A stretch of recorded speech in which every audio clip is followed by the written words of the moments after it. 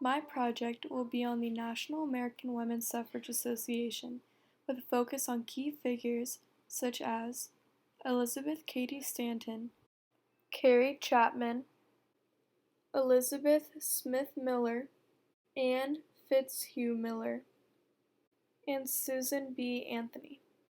This association began when two women's suffrage advocate groups, the National Women's Suffrage Association and the American Women's Suffrage Association, united to form the National American Women's Suffrage Association in 1890. The goal of this association was to break the barrier of a patriarchal society and gender inequality by achieving voting rights for women. The women of the NAWSA fought in many ways for the right to vote. They wrote books, published essays, stood against what they thought was wrong, and organized conventions.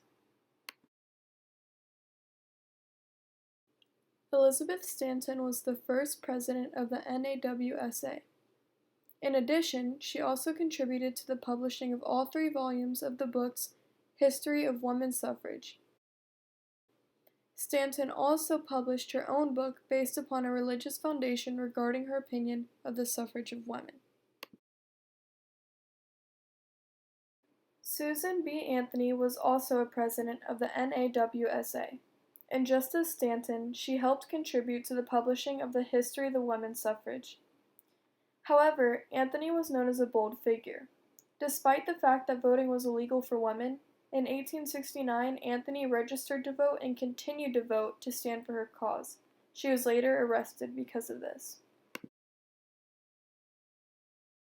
Elizabeth Smith Miller and Anne Fitzhugh Miller helped in achieving women's suffrage by keeping a scrapbook including all important documents from this journey. Included was a petition, newspaper articles, pamphlets, and photographs. The petition also allowed people to add their argument for the cause as well. Elizabeth Stanton stated, "When nearly 500,000 of the leading citizens of the state demand a measure fraught with such far-reaching consequences, it must not be slightly disposed of by the prejudice and conservatism of a small body of men, but submitted to a body of the people of the entire state." Carrie Chapman contributed to the NAWSA in breaking the gender inequality barrier by writing and publishing an essay called Woman's Suffrage by Federal Constitution Amendment. The purpose of this was to emphasize the importance of making women's suffrage a federal law instead of leaving the decision to individual states. Aside from the accomplishments of individual members of the National American Women's Suffrage Association, the NAWSA was able to accomplish many things as a whole. For example, they organized conventions. This would include all members of the NAWSA, including men, would gather on the streets, be organized into groups, each one having a banner supporting the cause, and they would march through the streets. An example of this would be the women's suffrage procession in Washington, D.C. in 1913. All of the efforts and actions by the National American Women's Suffrage Association paid off in 1919 when Congress officially ratified the 19th Amendment, allowing women to vote. The ratification of the 19th Amendment proved the success of the NAWSA's campaign in breaking the barrier of gender inequality in America. Women were then able to vote, and this right is still celebrated today. The 19th Amendment represented more than just voting. Prior to this, women were expected to stay quiet and do as they were told.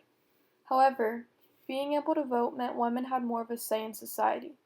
Women as a whole became more of who they wanted to be. The National American Women's Suffrage Association fought their hardest with all of their best efforts and had a major success in breaking a huge barrier in America. This could not have been done without bold women such as Elizabeth Miller, Anne Miller, Carrie Chapman, Susan Anthony, and Elizabeth Stanton, including all of their individual movements.